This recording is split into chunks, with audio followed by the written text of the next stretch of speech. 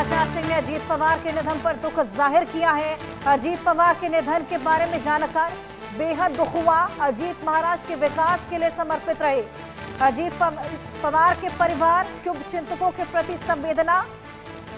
अजीत पवार के निधन के बाद दुख जाहिर करते हुए राजनाथ सिंह ने भी स्ट्रॉन्ग महाराष्ट्राचं राजकारण, समाजकारण हे बेचव आणि आळणी होईल. त्यांचं व्यक्तिमत्व गेल्या अनेक वर्षापासून आपण पाहतो.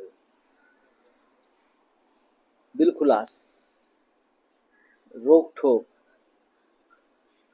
कार्यकर्त्यांना हवाहवासा वाटणारा नेता. त्यांच्या जाण्यानं महाराष्ट्रावर दुःखाचा डोंगर कोसळलेला आहे. त्यांचं बोलणं, त्यांच्या कामाची पद्धत, त्यांची प्रशासनावरची पकड को वह और महाराष्ट्र की जनता उनको बहुत प्यार करती थी. दुख की इस घड़ी में मैं भगवान से यही प्रार्थना करता हूं कि श्री अजीत पवार जी जो हम सबके बीच में नहीं रहे, उन्हें अपने श्री चरणों में स्थान दें और परिवार को, उनके समर्थकों को यह पीड़ा सहने की शक्ति प्रदान करें. श्री अजीत पवार जी एनडीए के एक मजबूत सहयोगी थे और महाराष्ट्र के वो बड़े नेता थे. इस प्रकार से कोई घटना दुर्घटना हो जाएगी ऐसी कोई कल्पना भी नहीं कर सकता.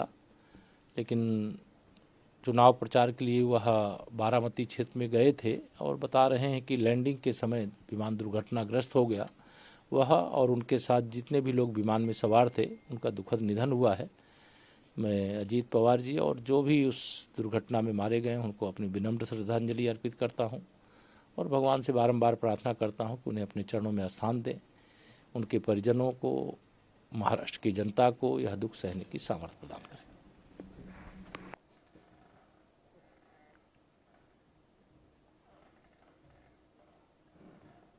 चलिए, पृथ्वीराज चौहान जी हमारे साथ जुड़ गए हैं. पृथ्वीराज चौहान जी, बहुत स्वागत है आपका. लेकिन ये बेहद दुखद खबर सामने आ रही है और आज देखिए बजट को लेकर सभी की निगाहें तो टिकी थी, लेकिन उससे पहले अचानक से बेहद दुखद खबर सामने आ जाती है. क्या कहेंगे इसको लेकर आप? ये बहुत ही धक्कादायक खबर मिली आज सुबह.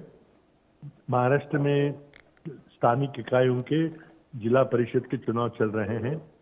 कल ही नॉमिनेशन विड्रॉ करने का आखिरी दिन था और आज से प्रचार पूरे जोरों से शुरू होने वाला था और उसी लिए वो अपने क्षेत्र बारामती जा रहे थे विशेष विमान से.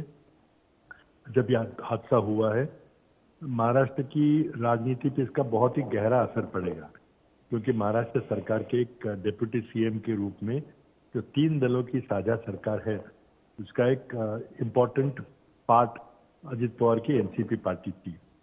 हाल ही में हमने देखा कि शरद पवार, अजित पवार के 2 फैक्शन हो गए थे. वो दोनों साथ आने की कगार पे थे और क्लियरली अजित पवार का फैक्शन जो था एनसीपी का, वो एक प्रभावी साबित हुआ और शरद पवार जी का जो फैक्शन था वो शायद अजित पवार के फैक्शन में मिलने की जो आसार हमें दिख रहे थे. और ऐसे हालत में ये दुर्घटना घटी है. नवंबर 2010 में हम दोनों हमने महाराष्ट्र सरकार की बागडोर संभाली. मैं पहली बार मुख्यमंत्री बना. मेरे साथ अजित पवार जी पहली बार उप मुख्यमंत्री बने. हम दोनों ने 4.5 साल तक मिलकर सरकार चलाई. हमारे कुछ मतभेद भी हुए.